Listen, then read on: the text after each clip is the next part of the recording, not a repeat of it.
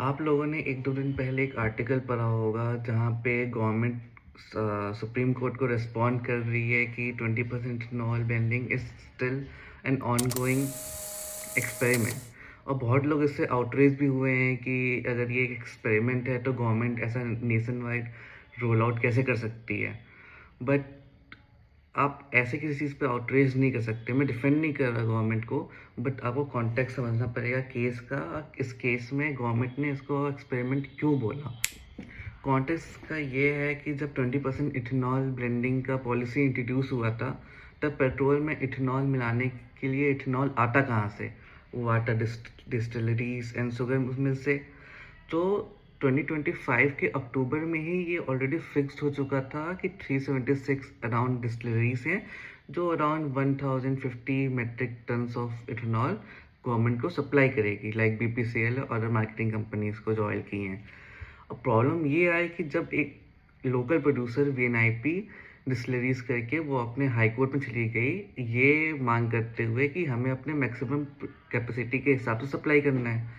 अब बीपीसीएल का इसमें टेक ये था कि जब 2025 में already nation wide fixed allocation हो चुका है कि कौन कितना सप्लाई करेगा, तब मिड ईयर में जाके आप ये नहीं मांग कर सकते ना कि मुझे ज़्यादा सप्लाई करना है।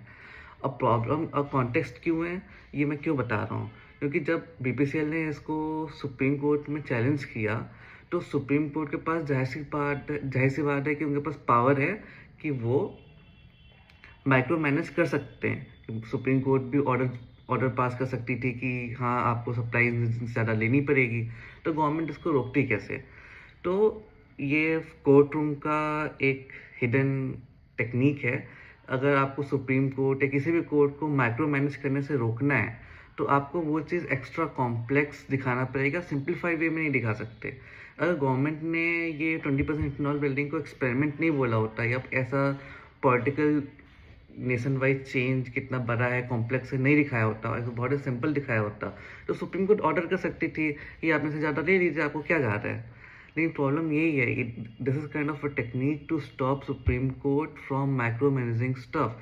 इसलिए गवर्नमेंट ने सुप्रीम कोर्ट में ये बोला कि ये ऑनगोइंग एक्सपेरिमेंट है, although in a way it still is. लेकिन आपको समझना पड़ेगा कि एग्जैक्टली उस टाइम पे ये क्यों बोला गया, क्योंकि अब इससे प्रॉब्लम क्या है। अगर गवर्नमेंट ने इसको एक्सपेरिमेंट ना बोला होता और सुप्रीम कोर्ट ने अलाउ कर दिया होता एक्स्ट्रा सप्लाई के लिए, तो आप समझ रहे हैं कि 376 सप्लायर्स हैं नेशन वाइड। ऐसे तो कल को कोई भी सप्लायर आके बोल लेता है कि मुझे अपनी मैक्सिमम कैपेसिटी के हिसाब से इथेनॉल सप्लाई करना है।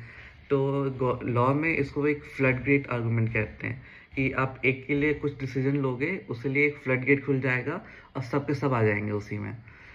ये प्राइम एग्जाम्पल है। अगर सुप्रीम कोर्ट अलाउ कर देती है इस डिस्टिलरी को एक्स्ट्रा सप्लाई करने के लिए, तो what would have stopped some other producers to go to their respective high court to supply more ethanol? यहाँ पे जरूरी गवर्नमेंट का ये दिखाना कि हाँ ये कॉम्प्लेक्स पॉलिसी चेंज है, इसलिए उन्होंने इसको एक एक्सपेरिमेंट बोला। आई थिंक इसको इस बात पे आउटरेज नहीं होना चाहिए कि सुप्रीम कोर्ट में गवर्नमेंट ने कहा क्या कहा। On a personal note, on a personal capacity, I am still against ethanol. Ethanol को थोड़ा टाइम टू टाइम धीरे इंट्रोड्यूस करना चाहिए था 2030 तक, इतनी जल्दी नहीं। लेकिन for this specific experiment you can understand why government responded